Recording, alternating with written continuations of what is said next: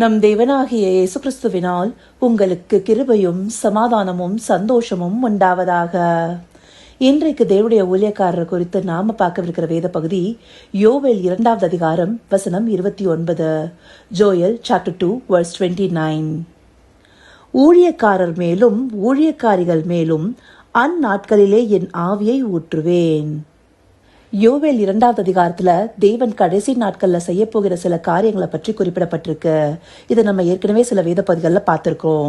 அந்தபடியாக தேவன் கடைசி நாட்கள்ல தம்முடைய ஊழியக்காரர்கள் மேலேயும் ஊழியக்காரிகள் மேலேயும் தன்னுடைய ஆவியே ஊற்றுவேன்னு சொல்லியிருக்காரு.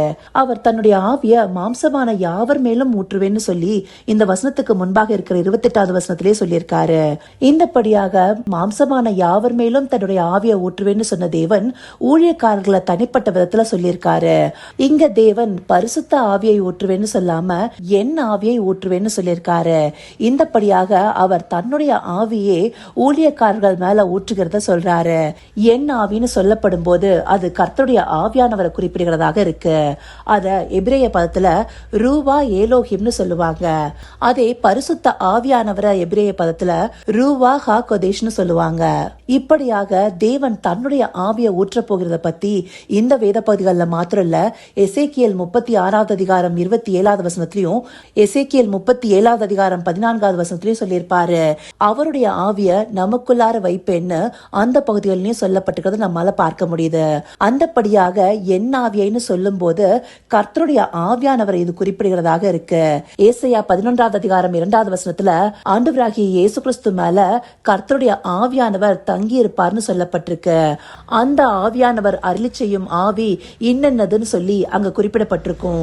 அது என்னதுன்னா ஞானத்தையும் உணர்வையும் அருளும் ஆவியும், ஆலோசனையும் பலனையும் அருளும் ஆவியும், அறிவையும் கர்த்தருக்கு பயப்படுகிற பயத்தையும் அருளும் ஆவியும் ஆகிய கர்த்தருடைய ஆவியானவர் அவர் மேல் தங்கியிருப்பார். அப்படிப்பட்ட ஆவியை அருளி செய்கிற கர்த்தருடைய ஆவியானவரை பற்றி நாம அங்க பார்க்கிறோம். அப்படியாக அவர் என் ஆவியைன்னு சொல்லும் போது அவருடைய விசேஷித்த அபிஷேகமுள்ள தனிப்பட்ட ஆவியை சொல்கிறாரு. இது நம்ம சத்திய ஆவியானவர்னு சொல்ற பரிசுத்த ஆவியானவரை காட்டிலும் மேலான காரியங்களை நமக்கு அருளி செய்கிறதாக இருக்கு. தீத்து 3வது அதிகாரம் 7வது வசனத்துல சொல்லப்பட்டபடி தேவன் நமது இரட்சகராகிய இயேசு கிறிஸ்து மூலமா பரிசுத்த ஆவியை நம்ம எல்லாருக்குமே சம்பூர்ணமாய் தந்திருக்கிறாரு.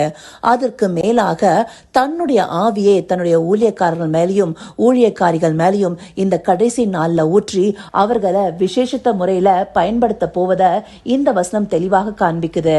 அப்படியாக கடைசி நாட்கள்ல தேவன் தம்முடைய ஊழியக்காரர்களையும் ஊழியக்காரிகளையும் எழுப்பி தன்னுடைய ஆவியை அவர்களுக்குள்ள அருளி செய்வாரு. அப்படிப்பட்ட ஆவியை உடையவர்களாக தேவனுக்குரிய காரியங்களை செய்து முடிப்பவர்களாக அவருடைய ஊழியக்காரராகிய நம்ம ஒவ்வொருவருமே இருக்கணும். அந்தபடியாக அவருடைய சித்தத்தை செய்து முடிக்கிற ஊழியக்காரர்களாக நாம ஒவ்வொருவரும் காணப்படணுங்கிறதே தேவனுடைய விருப்பமா இருக்கு. இதை அறிந்து கொண்டு கர்த்தருடைய ஆவியானவரை உடையவர்களாக விசேஷித்த அபிஷேகத்தை பெற்றவர்களாக இருக்க அவரை நோக்கி பார்ப்போமா? கர்த்தாவே, தேவாதி தேவனே, உமக்கே இந்த வேளையில் நன்றி செலுத்துகிறோம் ராஜா. அப்பா, கடைசி நாட்கள்ல உம்முடைய ஊழியக்காரர்கள் மேலேயும் உம்முடைய ஊழியக்காரர்கள் மேலேயும் உம்முடைய ஆவியை ஊற்றுவேன்னு சொல்லியிருக்கீங்களே தகப்பனே. அப்படியாக உம்முடைய ஆவியானவரை எங்கள் மேல ஊற்றி எங்களை நீங்க பயன்படுத்துங்க தகப்பனே. உம்முடைய அபிஷேகத்தை எங்கள் மேல வைத்து எங்களை எதற்காக பிரித்திருக்கீங்களோ அதை நாங்க செய்து முடிக்கும்படியான திராணியை எங்களுக்கு தந்துடலுங்க தகப்பனே. ஆம் ராஜா, நீர் எங்களுக்கு வைத்திருக்கிற குறித்த திட்டத்திலிருந்து ஒரு நாளும் விலகாம உம்முடைய நல்ல ஊழியக்காரர்களாக இருக்க தேவரீர் எங்களை நடத்தியறலுங்க. அப்படியே நீங்க எங்களை நடத்த போகிற கிருபைக்காய் நன்றி. சகலவித துதி மகிமை கனம் யாவும் ஒருவருக்கே செலுத்துகிறோம். இயேசு கிறிஸ்துவின் மூலமாய் வேண்டிக் கொள்கிறேன் பிதாவே. ஆமேன், ஆமேன்.